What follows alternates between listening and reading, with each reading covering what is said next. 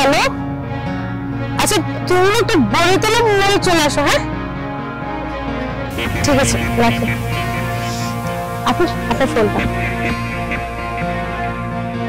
আচ্ছা আপু, আপনি কি খাওয়ার জন্য ওয়েট করছেন?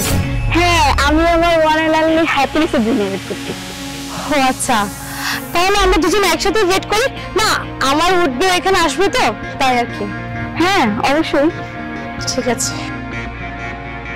কি ব্যাপার অদিতি, তুমি তুমি এখানে কি করছো?